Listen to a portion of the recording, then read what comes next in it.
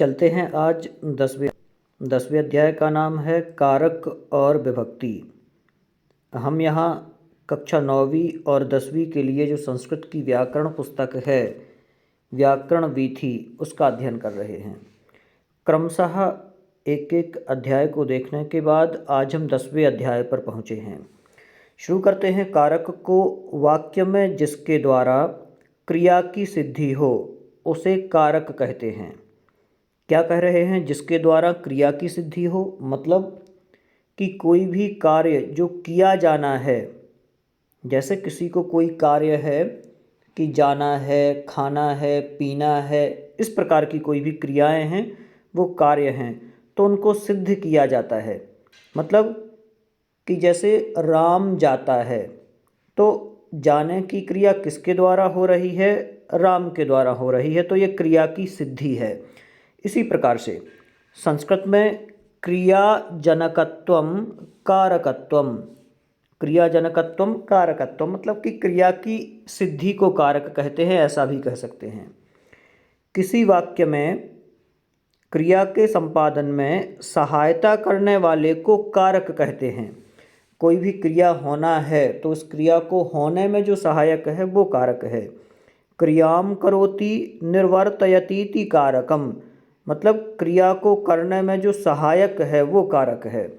अब यहाँ पर एक वाक्य के माध्यम से 6 प्रकार के जो कारक हैं उनको बताया गया है, किस प्रकार से कारक कार्य करते हैं। हे बालकाः नृपस्य पुत्रः ययाति स्वाभवने कोशात् स्वहस्तेन याचकेभ्यः धनं ददाति। क्या कह रहे हैं? कः ददाति, सबसे पहले कर्ता, कः ददाति, ययाति ददाति। यहाँ पर कर्ता ययाति है, ययाति देता है। क्या देता है? तो ये प्रथमा विभक्ति में ययाति। किम ददाति, क्या देता है?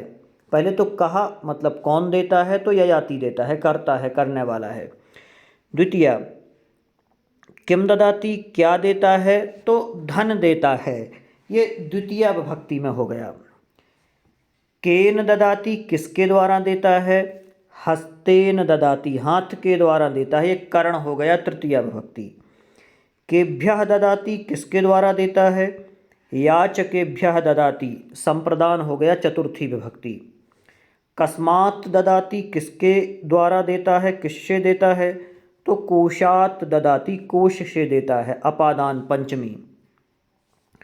कुत्र ददाति, कहाँ देता है? स्वभवने, अपने भवन पर देता है। कुत्र मतलब कहाँ देता है, तो अपने भवन पर देता है, अधिकरण हो गया, ये सप्तमी विभक्ति। तो इस प्रकार से यहाँ नृपति ही आदि पदों का क्रिया के साथ संबंध है, अतः ये कारक हैं। संस्कृत में संबंध तथा संबोधन को क्रिया से सीधे संबद्ध न होने के कारण कारक नहीं माना जाता है। इस वाक्य में नृपस्य पद का ययाति ही कर्ता से संबंध है, किंतु क्रिया ददाति से सीधा संबंध नहीं है। इसी तरह हे बालकाः भी या फिर हे बालकाः का भी क्रिया से सीधा संबंध नहीं है।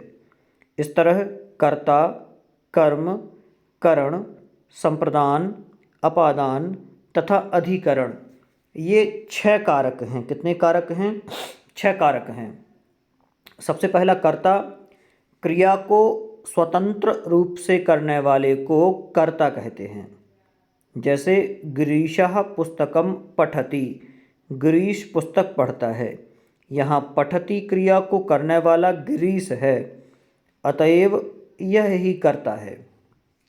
दूसरा कर्म, क्रिया के संपादन में कर्ता के सर्वाधिक अभिष्ट को कर्म कहते हैं। तो जो भी क्रिया को करता है, गिरीशः मतलब कि क्रिया करने में सहायक होता है या फिर अभिष्ट होता है, जैसे अधिक चाहता है कर्ता। गिरीशः पुस्तकम पठति, गिरीश पुस्तक पढ़ता है, यहाँ पठन क्रिया के संपादन में कर्ता गिरीश के लिए पुस्तक सर्वाधिक अभिष्ट है, अतः कर्म कारक है। तीसरा करण कारक, क्रिया की सिद्धि में कर्ता के प्रमुख सहायक को करण कहते हैं। जैसे गौरी जलेन मुखम प्रक्षालयति, गौरी जल से मुख का प्रक्षालन करती है। यहाँ प्रक्षालन क्रिया का प्रमुख सहायक जल है, अतः जल करण कारक है। चौथा, संप्रदान, जिसे कुछ दिया जाता है या जिसके लिए कोई कार्य किया जाता है वहाँ संप्रदान कारक होता है। जैसे वागीशः मित्राय लेखनीम ददाति, इस वाक्य में मित्र को लेखनी दी जा रही है, अतः मित्राय संप्रदान कारक है। इसी तरह माता बालकाय फलम आनयति, बालक वाक्य में फल लाने का कार्य बालक के लिए हो रहा है, अतः बालकाय संप्रदान कारक है। अपादान कारक, जिससे कोई वस्तु अलग होती है वह अपादान कारक होता है। वृक्षात् पत्राणि पतन्ति, यहाँ पत्ते वृक्ष से अलग हो रहे हैं, अतः वृक्षात्, इस प्रकार से। तो ये यहाँ अपादान कारक है, अलग होने के अर्थ में। अधिकरण कारक, क्रिया का आधार अधिकरण है। जैसे मुनिः आसने तिष्ठति, इस वाक्य में तिष्ठति क्रिया का आधार आसने है, अतः आसने अधिकरण कारक है। तो इस प्रकार से ये अधिकरण कारक हो गया। आगे संबंध और संबोधन, जहाँ एक व्यक्ति अथवा वस्तु का दूसरे व्यक्ति अथवा वस्तु से संबंध प्रकट हो रहा हो वहाँ षष्ठी विभक्ति का प्रयोग किया जाता है। जैसे रामस्य पुत्रः कुशः गच्छति, राम का पुत्र कुश जाता है, यहाँ रामस्य पद में षष्ठी विभक्ति है, राम के पद में षष्ठी विभक्ति है। जिसका पुत्र कुश से सीधा संबंध है, अतः रामस्य में संबंधवाचक षष्ठी है।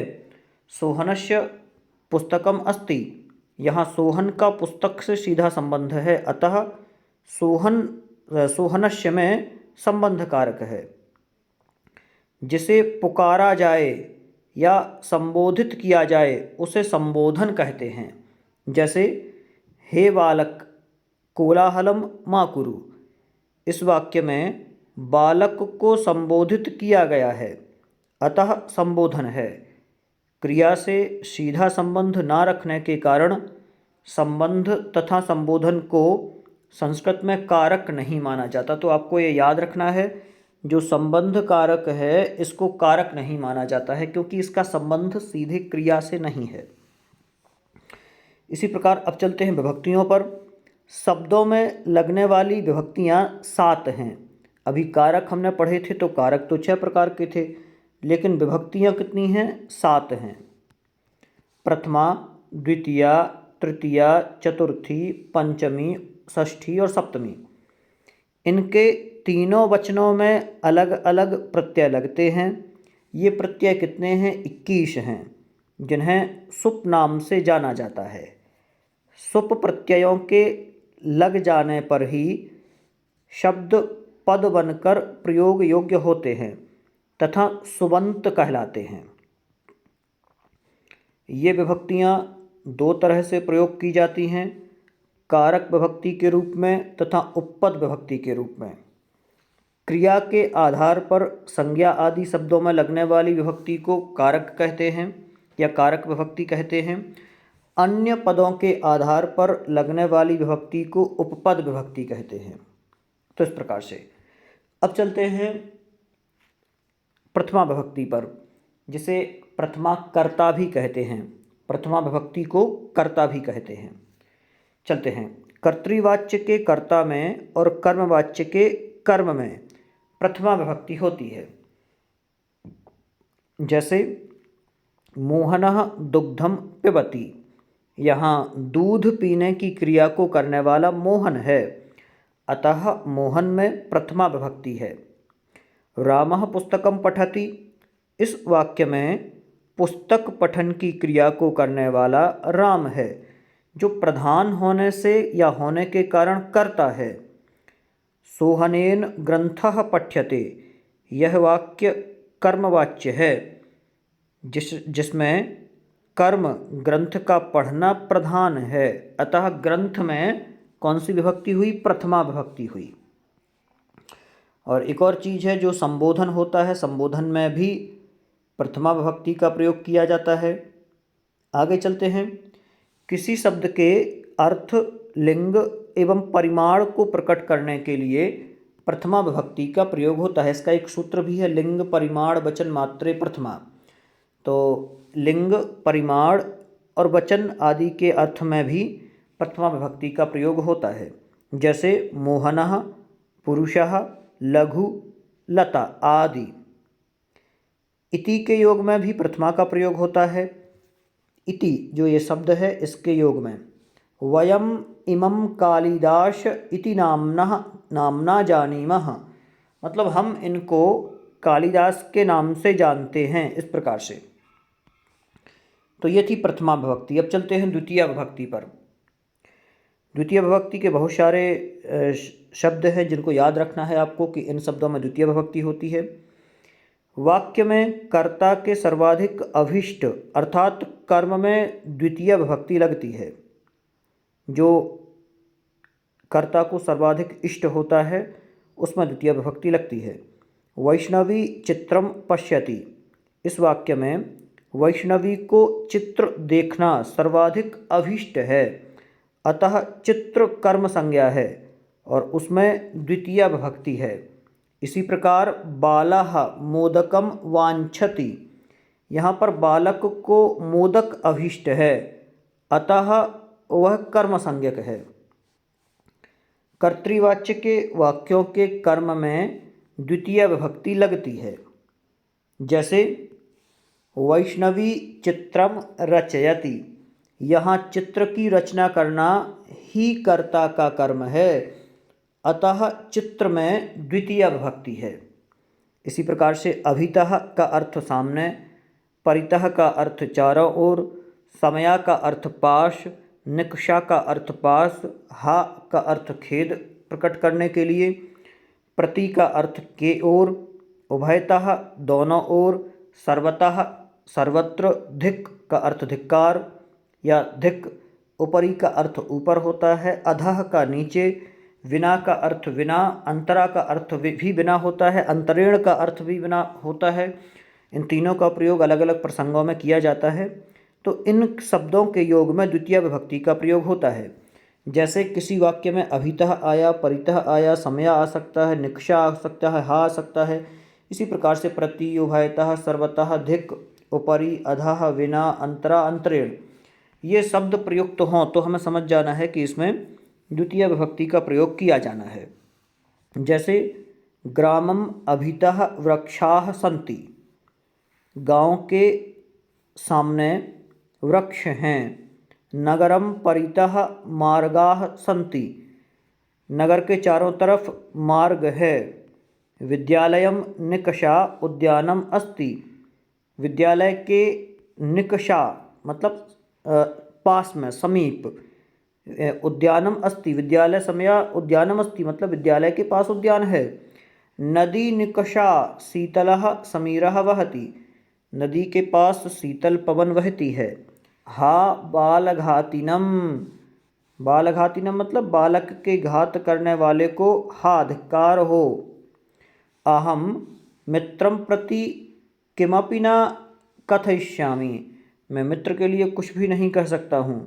मार्गम उभयतः वृक्षाः सन्ति, मार्ग के उभयतः, देखें यहाँ उभयतः का अर्थ दोनों ओर, तो मार्ग के दोनों ओर वृक्ष हैं। आश्रमम सर्वतः वनानि सन्ति, आश्रम के चारों ओर, सर्वतः चारों ओर क्या हैं? वन हैं। धिक् मूर्खम, मूर्ख के लिए धिक्कार हो। इस प्रकार से किसी शब्द के अर्थ, लिंग एवं परिमाण को प्रकट करने के लिए प्रथमा विभक्ति का प्रयोग होता है। मोहनः, पुरुषः, लघु, लता, ये हो चुका है। इसके आगे चलना है इस पेज के। हाँ, यहाँ से कुछ वाक्य थे, इन वाक्यों के बाद ये धिक् मूर्खम मम गृहम उपरि वायुयानम गच्छति, मेरे घर के ऊपर वायुयान जाता है, उपरि का प्रयोग हुआ है। यहाँ अधः भूमिम अधः जंतवः सन्ति, भूमि के नीचे जंतु हैं।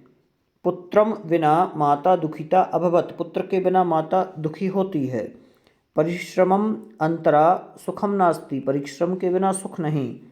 हास्यम अंतरेण जीवनम निरर्थकम, हास्य के बिना जीवन निरर्थक है। अधि उपसर्ग पूर्वक सींग धातु, स्था धातु, आस धातु और वश धातु, इन धातुओं के योग में भी द्वितीय विभक्ति होती है। राजकुमारः पर्यंकम अधिशेते, राजकुमार पर्यंक मतलब पलंग पर सोता है। विष्णु वैकुंठम अधितिष्ठति, विष्णु वैकुंठ में विराजते हैं। प्राचार्य उच्चासनम अध्यास्ते, प्राचार्य उच्चासन पर बैठते हैं। मुनि ही वनम अधिवसति, मुनि वन में बैठते हैं। इस प्रकार से व्यवधान रहित कालवाची एवं मार्गवाची शब्दों के योग में द्वितीय विभक्ति होती है। छात्रः 12 वर्षाणि अपठत, छात्र 12 वर्षाणि मतलब वर्ष, अपठत मतलब पढ़ा। छात्रः मासम पुस्तकम अपठत, तो छात्र मासम मतलब माह, एक महीने भी कह सकते हैं। मथुरा नगरम इतः कोशम वर्तते, मतलब जो मथुरा नगर है यहाँ से एक कोश है। विद्यालयात् कोशद्वयम पर्वतः वर्तते, विद्यालय से 2 कोश पर पर्वत है। इस प्रकार से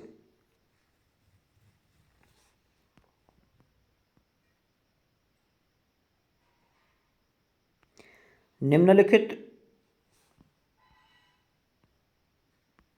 चलते हैं आगे। इनका अर्थ हो गया छात्रः 12 वर्षाणि अपठत, छात्र ने 12 वर्ष पढ़ा, 12 वर्ष तक पढ़ा।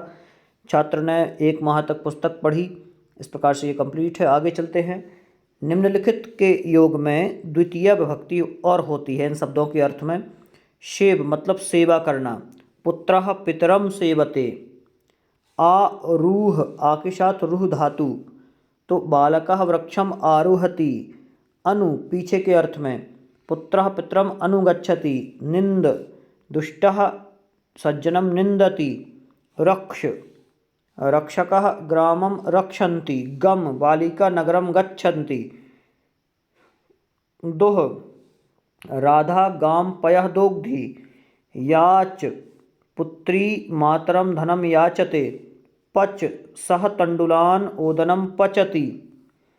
दंड, राजा चौरम शतम दंडयति। पृच्छ,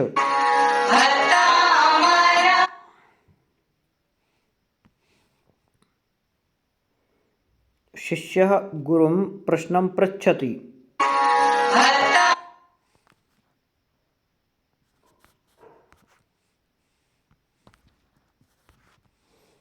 आगे चलते हैं। नी धातु है। कृषकः अजाम ग्रामम नयति।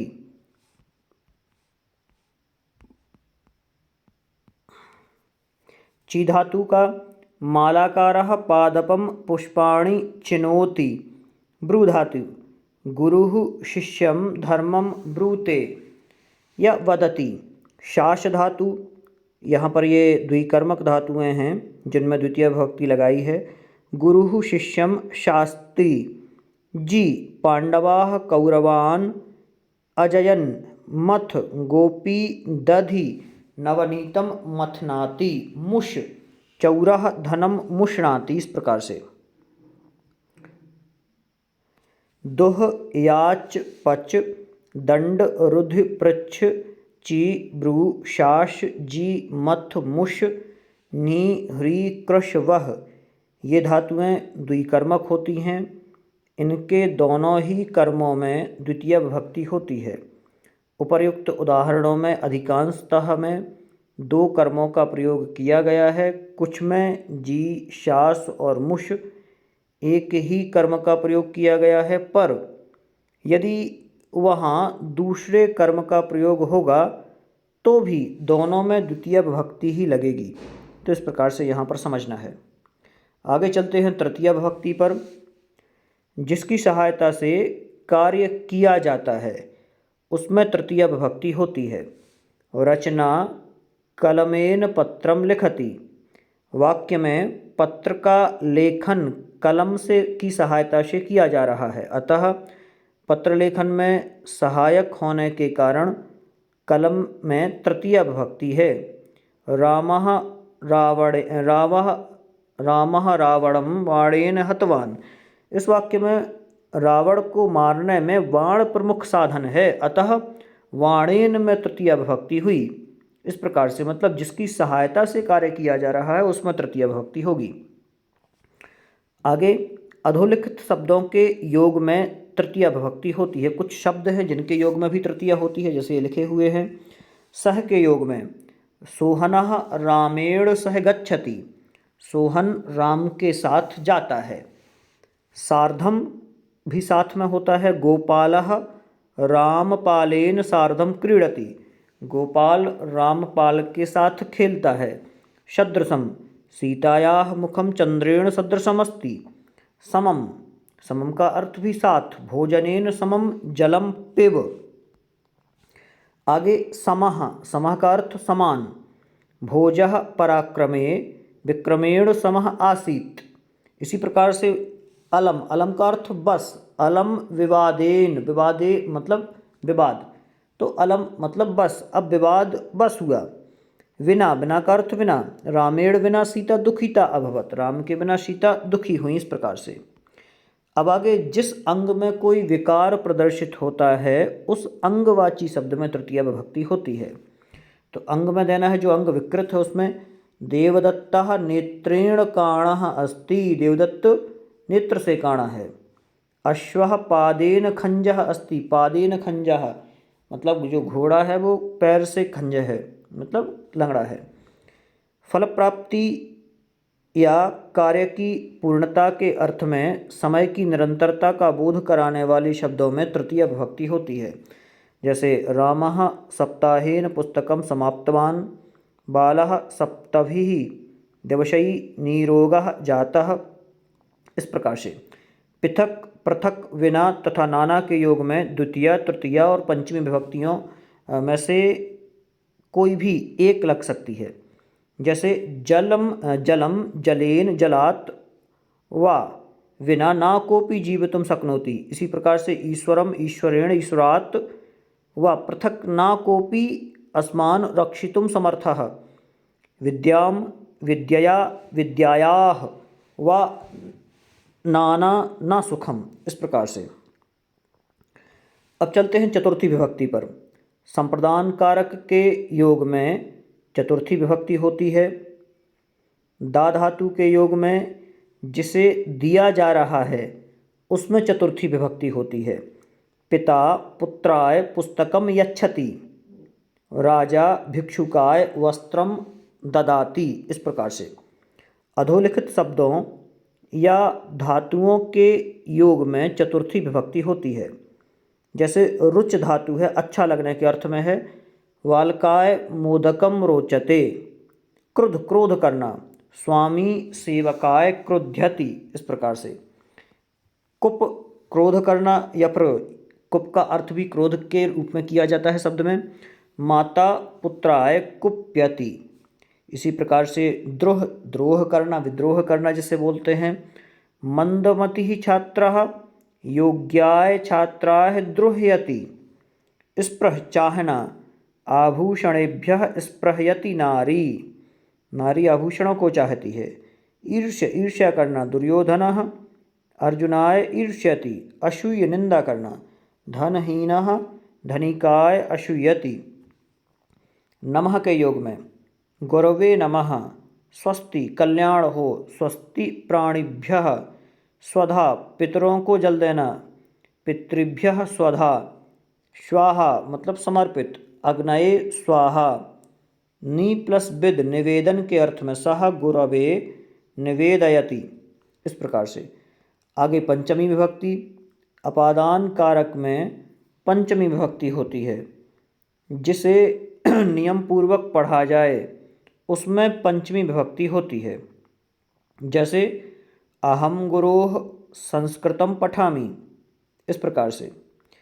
जहाँ से कोई वस्तु उत्पन्न होती है उसमें पंचमी विभक्ति होती है। जैसे गंगा हिमालयात् प्रभवति, गंगा हिमालय से निकलती है।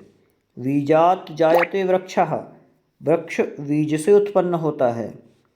जहाँ से कोई व्यक्ति या वस्तु अलग हो वहाँ पंचमी विभक्ति होती है। जैसे मोहनः विद्यालयात् आगच्छति, मोहन विद्यालय से आता है। वृक्षात् पत्राणि पतन्ति, वृक्ष से पत्ते गिरते हैं। इसी प्रकार भी, त्रा तथा त्रश धातुओं के योग में भय हेतु पंचमी विभक्ति होती है। रामः पापात् बिभेति, राम पाप से डरता है। रक्षकः चौरात् त्रायते, मतलब जो रक्षक हैं वो चोर को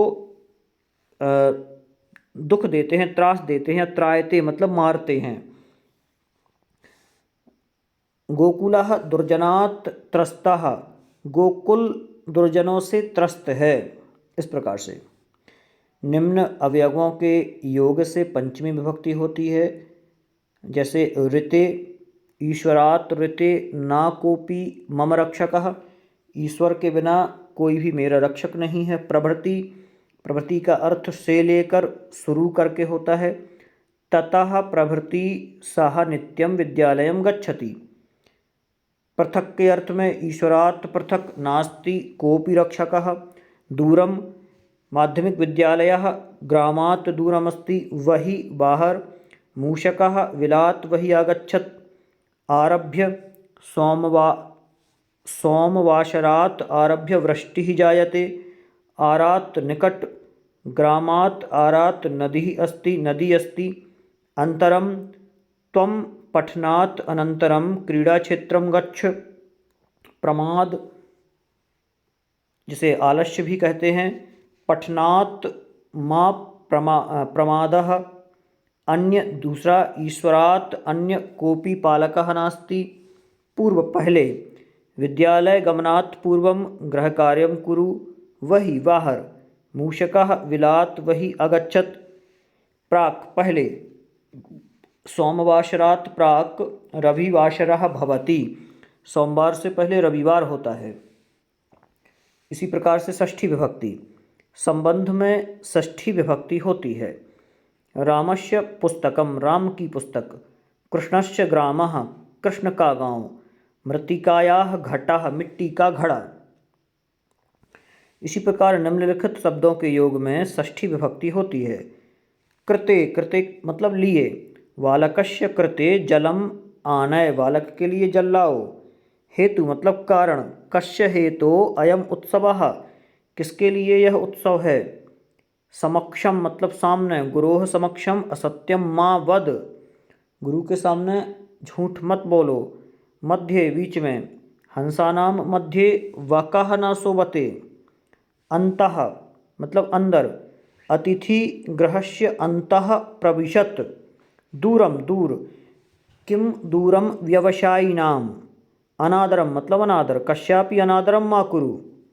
कतिपय तशिल, तस् प्रत्ययान्त शब्दों के षष्ठी के साथ षष्ठी होती है। जैसे ग्रामस्य पूर्वतः नदी वहति, ग्राम के पूर्व की ओर नदी बहती है। इस प्रकार से अनेक में एक का निश्चय करने में षष्ठी एवं सप्तमी दोनों का प्रयोग होता है। सोहनः वीराणाम वीरेषु व महावीरः अस्ति, इस प्रकार सोहन वीरों में वीर महावीर है। कवीनाम कविषु व कालिदासः श्रेष्ठ, मतलब श्रेष्ठता बताने के लिए दोनों विभक्तियों का प्रयोग होता है। अधः, ऊपरी और पुरस्तात्। अधः मतलब नीचे, ऊपरी मतलब ऊपर और पुरस्तात् मतलब सामने। वृक्षस्य अधः श्रमिकः शेते, वृक्ष के नीचे श्रमिक सोते हैं। उपरि, भवनस्य उपरि पक्षिणः सन्ति, वृक्ष के ऊपर पक्षी सन्ति मतलब हैं, भवन के ऊपर पक्षी हैं, ऐसा। पुरः पुरस्तात् मतलब सामने। गृहस्य पुरः पुरस्तात् निम्ब वृक्षः अस्ति, मतलब घर के सामने नीम का वृक्ष है। इस प्रकार से अब चलते हैं सप्तमी विभक्ति पर। अधिकरण कारक में सप्तमी विभक्ति होती है। वृक्षे फलानि सन्ति, सिंहः वने वसति। जिसके समस्त अवयवों में कोई वस्तु व्याप्त हो वहाँ सप्तमी विभक्ति होती है। जैसे तिलेषु तैलम अस्ति, तिल में तेल है, तो यहाँ पर तिल में तेल विद्यमान है, सभी तरफ विद्यमान है। तो इस प्रकार से जो कर्ता की इच्छा में विद्यमान हो वहाँ सप्तमी विभक्ति होती है। रामस्य पठने अनुरागः अस्ति, राम के पढ़ने में अनुराग है, राम का पढ़ने में अनुराग है।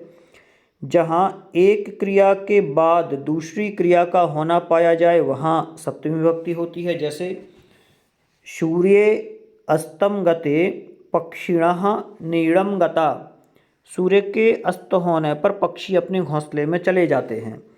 रामे वने वनम गते दशरथः प्राणान अत्यजत, राम के वन जाने पर दशरथ ने अपने प्राण त्याग दिए। रुदितः बालके पिता कार्यालयम गतः, रोते हुए बालक के पिता कार्यालय गए।